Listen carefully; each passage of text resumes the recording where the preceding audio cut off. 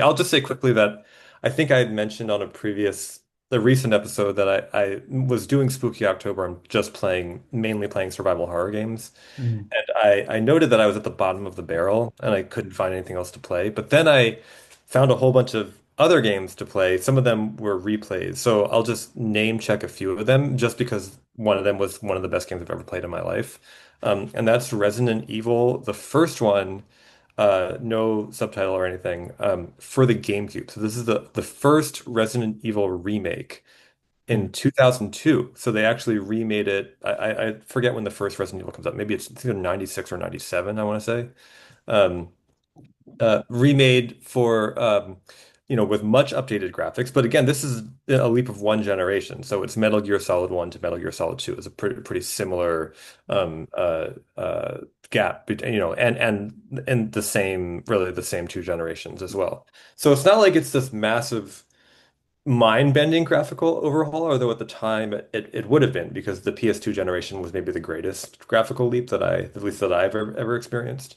Um, but that game just, I don't have anything critical or like perceptive to say about it. It was just a true masterpiece. Like it's amazing how good Resident Evil 1 was. Justin Carpenter was the one who was like, you got to play this for sure. I mean, it'd been on my radar, but I generally these days I don't play many old games that are, especially old 3D games, because they just feel so much more dated than old 2D games. Yeah. Um, but actually, Resident Evil is not 2D. Okay, side note, I said I was going to talk about games. I guess I'm going to say a little bit about Resident Evil because it was so good, but I'm just going to list the things I like about it. Um, it's like Resident Evil 1, 2, and 3 on the PS1 in that it's pre-rendered background. So we talked a bit about the kind of aesthetics of pre-rendered backgrounds featuring 3D models with Christopher Jason Bell, a la, in reference to Final Fantasy VII. So this is a series that used the same thing. Like it would have these very incredibly realistic, much more realistic than 3D graphics were capable of at the time, backgrounds that a 3D model is overlaid on top of. So you're sort of moving this 3D model over essentially like kind of 2D space.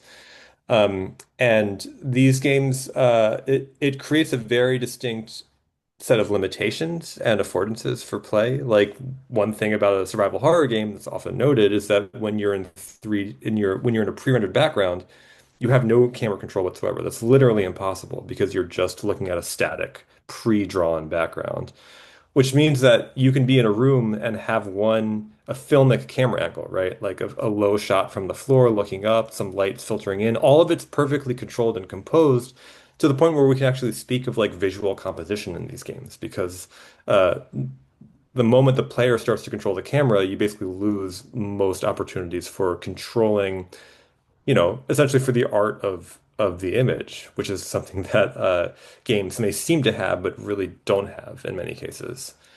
Um, but in, say a living room in Resident Evil 1, there might be three different camera angles that you can occupy based on different points in the room you move around. And so you can be in a tiny room and not know that a zombie is 2 feet away from you.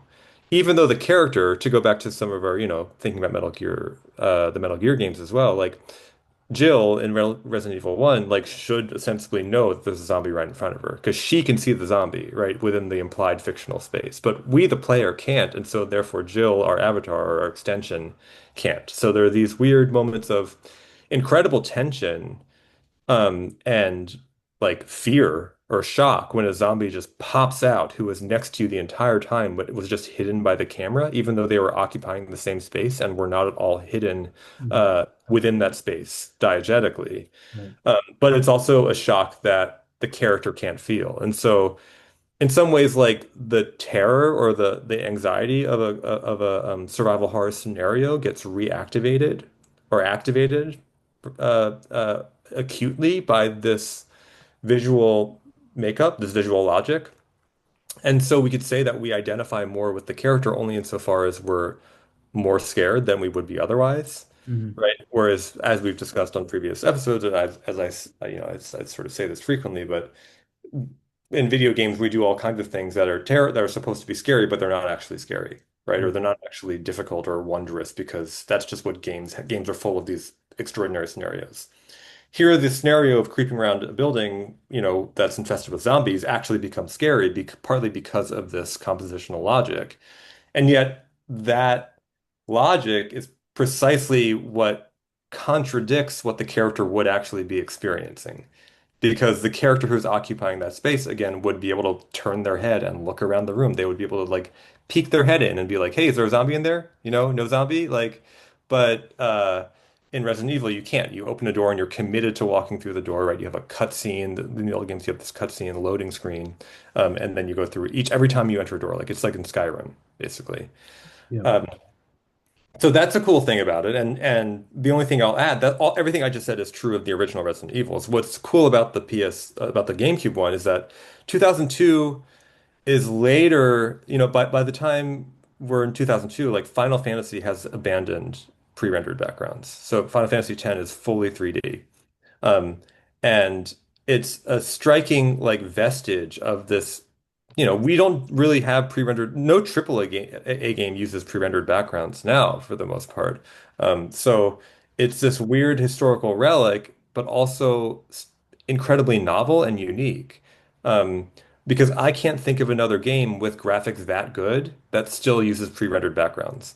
So the game looks incredible because it has like Metal Gear Solid 2 quality character models, even better because I think just because less power, but less graphical processing power is being used to render the backgrounds, the models look amazing. The lighting is incredible.